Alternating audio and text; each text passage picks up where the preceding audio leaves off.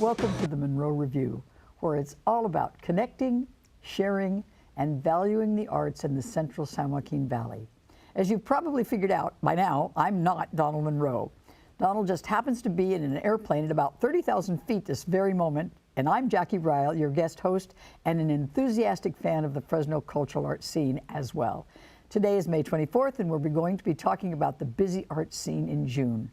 We have a great show for you today with a visual arts theme.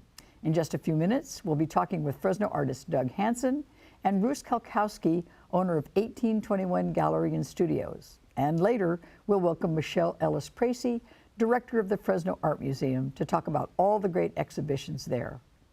But first, let's recap some of what Donald has been covering on MunroReview.com.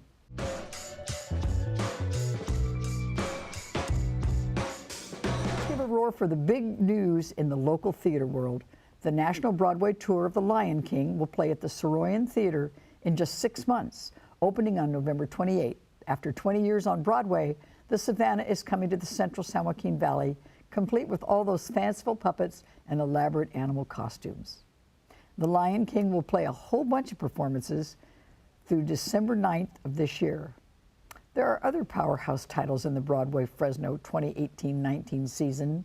Among them are Something Rotten, the 20th anniversary tour of Rent, and the return of Wicked. Donald covered lots of local theater productions in May. One that's still running is the very fine Good Company Players show, The Heiress, at the Second Space Theater. Based on the Henry James novel, Washington Square, this play is about a shy, unconfident, wealthy young woman who falls for a handsome, smooth-talking guy. Does he really love her, or is he a gold digger? The play has a couple of great women characters and a great pair of local women playing them. Suzanne Gracenay is the sad sack heiress. Catherine connects with her insecurities, but she also finds her character's backbone as she gets a little older and a little wiser. And Amelia Ryan, playing the slightly daffy aunt, does a wonderful job showing that her character is a little more calculating than you might think. The show plays through June 17th. Other reviews from the month include The Little Mermaid at Selma Arts Center, A Streetcar Named Desire at Fresno State, the national tour of Drum Tao, and the final concert in the Fresno Master Chorale season. You can read them all in MunroReview.com. Now let's welcome our first guests, artist Doug Hansen and Bruce Kalkowski, owner of the 1821 Gallery and Studios. Bruce and Doug, thanks so much for being here. Bruce, what's happening at Gallery 1821? Oh, we're excited. This is probably one of the biggest shows, both prestige-wise, I think, and content that I've had since we opened almost 6 years ago. I was going to ask you that, almost 6 years ago, and you have had both local and artists from out of the area, and you're billing this as one of the best. I think so. It really is. I'm very excited about it. We've got about 30 pieces up. Normally I don't hang salon style, but we did a couple of rows on some of the work. As you well know, Doug is an author as well as illustrator, one of the best that I've come across. And he's got California, the Magic Island is one of the children's books. He's got Aesop in California and Mother Goose, and they're all California-centric. And I can't wait to bring my grandkids. You know, It's just going to be exciting. The artwork is so rich and so full of imagination, and it's been a real treat for me. I've known Doug for a long time and been exposed to his work since he was at Fresno State doing comics and underground comics along the line of Zap Comics and R. Crumb and those type of guys. So that was a whole nother fun era. It's funny that you should mention Mother Goose, because I was just looking at that again over the weekend and enjoying it. You know, it's good for every age. Doug, talk a little bit about how this all started for you. Did you do this ever since you were a little kid? Yeah, I've been drawing ever since I'm a little kid, probably like a lot of visual artists. You just start and you never want to stop. My mom is an artist, and out of 6 children, 3 of us have careers as visual artists. So there's something there. By the time I got to Fresno State, I knew I wanted to be an art major. But what I didn't know was how fun it would be for me to draw comics for the Fresno State paper, the Daily Collegian. Yes, yes. And so you have actually a number of incarnations of your art. Are there particular ones that you find particularly fulfilling or that you've enjoyed more? Gosh, Jackie, they've all been fulfilling at the time I made them because they were kind of what they needed to be. Each one was exciting. I thought I was going to be a successful comic book artist when I left Fresno State. That was my goal. Well, didn't quite work out that way, but I still got to jam out a bunch of just sort of eccentric personal expressions of things that I thought were fun and interesting. And a few years later, after I started at the Fresno Bee and got to hammer out illustrations week after week, year after year, I kind of hit my stride and really enjoyed picture making. And by the time I retired from the Bee and went to Fresno State to teach illustration, I had my kind of lifetime opportunity to create the children's books that Bruce mentioned. You've been in all of our homes every day in one way or another for a very long time. I'm sneaky that way. Yes, you are. So Bruce, having Doug's, a local artist and a local artist of such note, work there in the gallery, what kind of reactions do you see from folks coming in who are going through the gallery? It's really rewarding. It's still, it's rewarding for me for a lot of reasons, but basically it provides a opportunity for people to deal with an experience, a visual experience that's not pixelated, that's not on a flat screen, that's not remote. There's something happens there when there's a connection between the viewer and the artwork, and that's what I find pretty rewarding. And we have, you know, several groups that come through during the week because there's not a lot of opportunities for them to go out. I get a lot of assignment kids come in, and that can go from walk in, walk out, or to them hanging out and wanting to know about the different stuff. And they get the exposure. Yeah, right. So I'm happy to do that. Doug, you brought a couple of pieces with you. Maybe you just kind of show us and say a little bit about them. Yeah. Let's see. I'll hold this one up a little bit. This is from 1975. I was drawing comics, like I told you, for the Daily Collegian, and they let me do whatever I wanted to. I felt like John Belushi in Animal House. We're college students, we can do whatever we want to. And they'd say, Doug, we've got two empty pages, fill them up with whatever, warthogs, sea cows. I didn't really do collegiate humor, I just did whatever seemed fun and interesting to me. I tried to get into the underground comic scene. Not surprisingly, nobody wanted to publish my very raw, I mean raw from an untrained standpoint, kind of stories. So I put them together and self-published Fresno Funnies. This is the cover of Fresno Funnies #2. Why was it called Fresno Funnies? I figured they would sell better in Fresno if I had Fresno in there. Great point. So that's what this black and white art represents. Putting Fresno in there, do you think that did work? I suppose so, because you'll see an awful lot of Fresno in everything I do and in a lot of the pieces that are on the wall. I got Fresno Funnies plugged pretty well, even though people complained at the 50-cent cover price. Boy, we'd like to get that today, Doug. Bruce, you've got one over there too. Maybe you can hold up, and Doug, you can talk about that a little bit. Sure, I'd be happy to. This kind of represents the other end of the rainbow spectrum of my career so far. My most recent children's book was based on a legend, the legend of Queen Calafia, who gives her name, willingly or unwilling, to California. And in this legend, which was a novel written by a Spanish author, a romance in the 16th century, Queen Calafia is the queen of an island in the Western Ocean. Gee, I wonder what ocean that might be. She's a black Amazon woman who rules over other Amazon women, no men allowed. They fly around on big red griffins protecting their gold and pearls. Well, I think it gave the Spanish explorers, when they came up the coast of California and found the Baja Peninsula, I think they thought they had found California. Anyway, in this story, it goes on.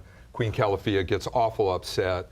that we've stolen her good name. But before she sends her warrior women to destroy the state, 26 animals tell her story of their California, hoping to convince her that what is really our California is every bit as wonderful, magnificent, frightening as the Magic Island. It's extra special to hear you tell the story of a piece. So, Bruce, give us, what's the address and what are the hours? You can put that painting back down. And what are the address and hours of 1821 Gallery, as cleverly named. It's at 1821 Calaveras. Yes. That's between Broadway and 8th Street, downtown, in the Cultural Arts District. And we're going to have a reception on June 2nd. And Doug will be doing a walk and talk, which you just got a little bit of this. Right. And the richness that he adds to the paintings, I've been lucky to have him around for a day or two now, and it's fabulous. And his mother visited today. What time? What time will that reception be? The 5 to 8 and on so the 2nd, and then obviously Art Hop. So we're just about a minute away. Art Hop is the first Thursday from 5 to 8. You'll be there on June the 2nd from 5 to 8. 5 to 8. Yeah. Part of what we're doing is there'll be a couple of other pieces that will be shown here this evening. We're going to flash those up. But in that, while you're there, you can also be there to talk about these and tell the stories of those to the folks that are able to come And the into books will be gallery. available, and we'll have G. Clay prints available of the original artwork as well. This is all original artwork. This is not prints. And so is this just exhibition, or are they available for sale? For the first time, ladies and gentlemen, I've got work for sale. You do? Yeah. And that will be original pieces of work, that will be G. Clay, that will be books. Yes. Are they signed? Will you be there to sign I them? will be there. I will sign the books. Yeah. So this is a party. This is a party that's got all of it. So I want to thank both of you for coming in. Thank you, Bruce. Thank you for having 1821 Gallery. That's a wonderful place to go and visit. And thank you for all that you've given us in the arts through the years, Doug. Thank you so much. Thanks for being here this evening. Thanks, You're welcome, Jackie. Jackie.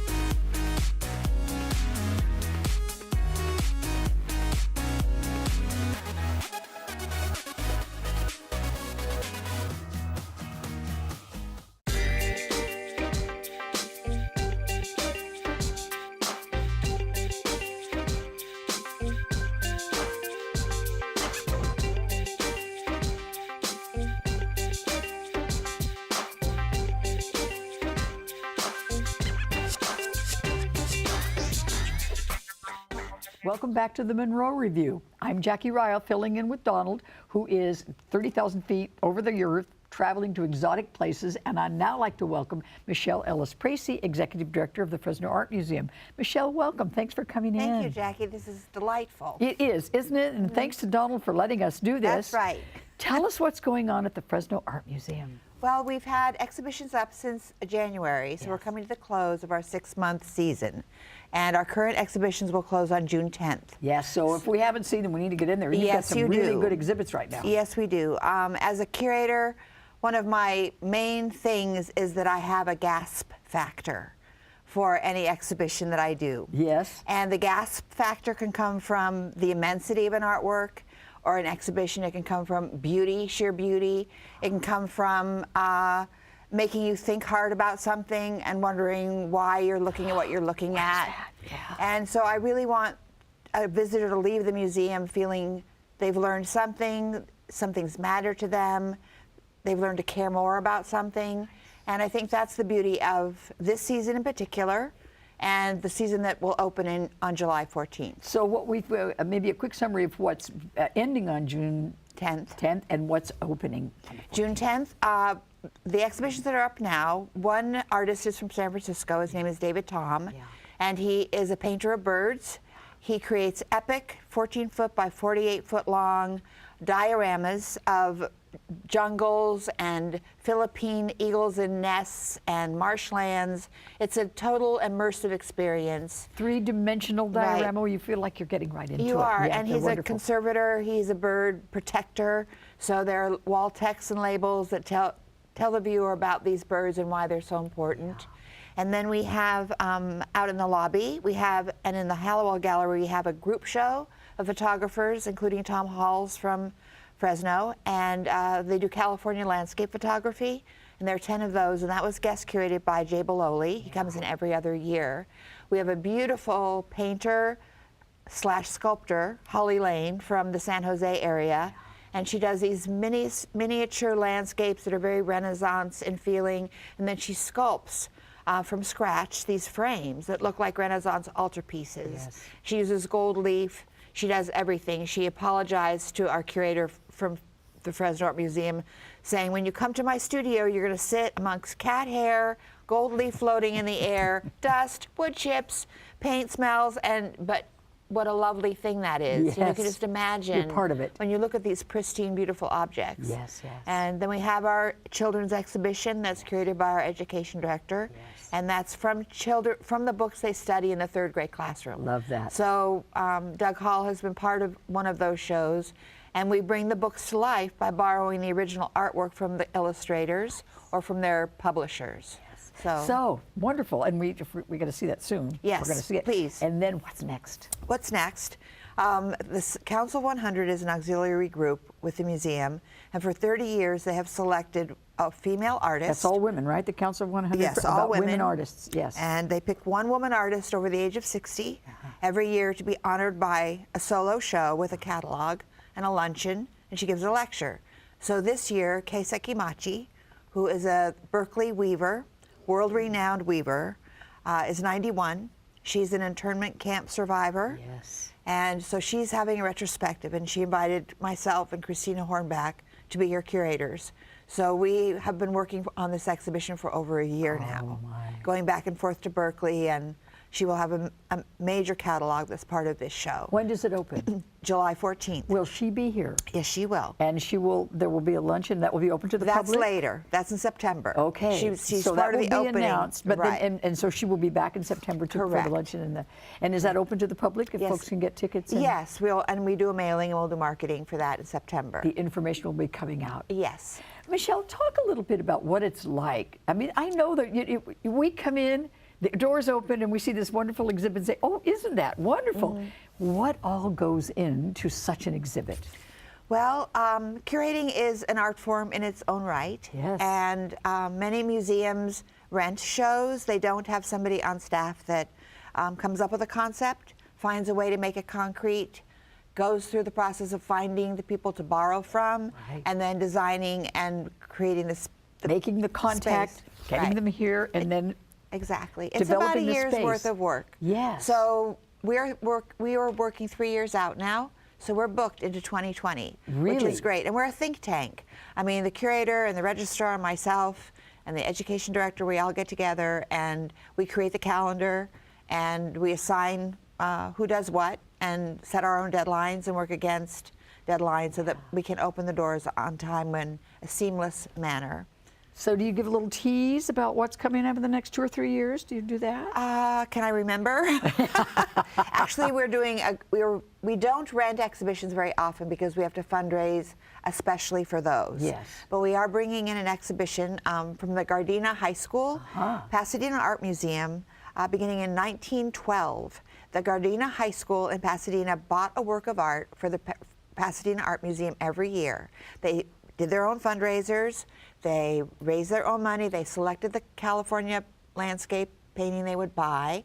They would buy it and donate it to the museum. Well, they have amassed this incredible collection of landscape paintings from the turn of the century through, I believe, the 70s. Yes. And they are traveling this body of work. And so we'll be bringing that into the museum, and we're filling the museum. There That will be sounds like nothing a else. gasp exhibit. It is absolutely a gasp Yeah. exhibit. And we could never do that. I mean, this was done, and we were thrilled that they offered it to us, and we were able to bring in the deposit immediately and that sort of thing. Maurice Sendak, we're bringing in his exhibit. Yes. And that's a traveling show also, and we were able to raise the funds to put the deposit on that show. And that's in 2020, I believe. He'll fill most of the main galleries. It's very interactive.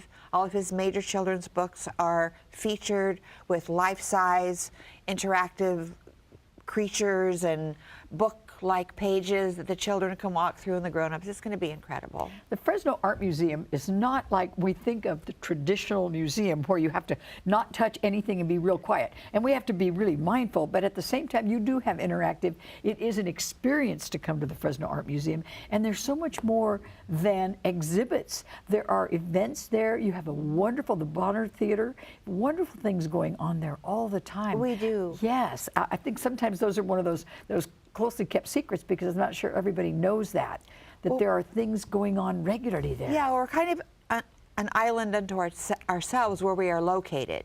So if you go to our website, which is www.fresnoartmuseum.org, Good. everything is there. All of Yes. our events, all of our fundraisers, all of our programs.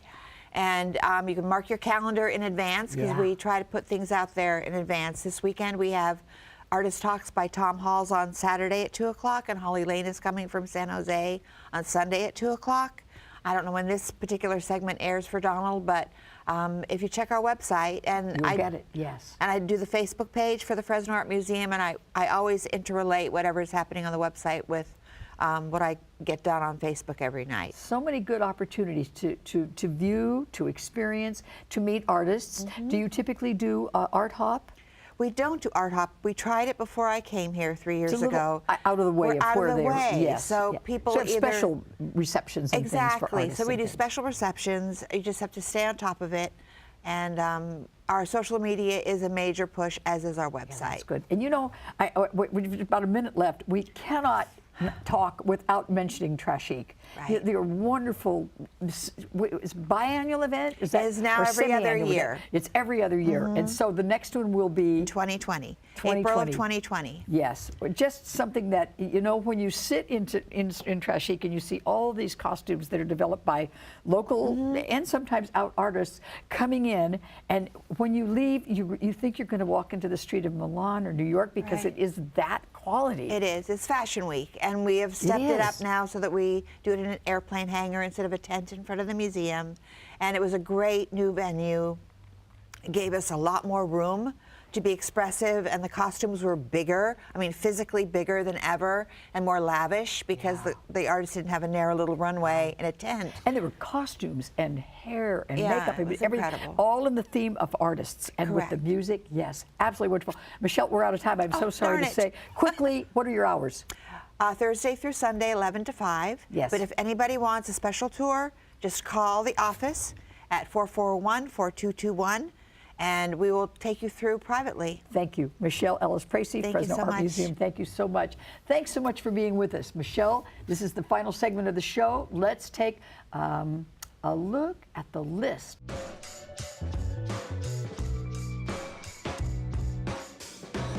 Art Hop is always a busy time. Here's a show to consider. Ebony Zero will be showing her welded wire pieces and bronze sculpture at the Fig Tree Gallery. She always has very interesting work. Art Hop is June 7th. It's always the first Thursday of the month, 5 to 8 p.m. Here are two events for the chamber music fans. Moment Musical will be presented its final concert of the season on June 3rd at the Westminster Presbyterian Church. The program includes Ravel's famed string quartet in F major and Oakhurst in June 10th. A concert featuring both Fresno and mountain musicians is sponsored jointly by the Sierra Foothill Composers Cooperative and Vision Academy of the Arts. It will be at Sierra Vista Presbyterian Church. And certainly one of the most anticipated local theater events of the year is the local premiere of Fun Home. This musical was a huge hit with critics and Tony voters on Broadway just a few years ago. The Stageworks Fresno production opens June 29th. Well, that wraps it up for this month's episode of the Munro Review. Be sure to keep up online at munroreview.com. A great big thank you to our volunteer crew, and a thank you to our guests, Doug Hansen, Bruce Kalkowski, and Michele Ellis-Pracy. Let's give a big hello to Donald, who is bouncing around Eastern Europe and watching online. We'll see you next time. Thanks, Donald. It's been great sitting in for you.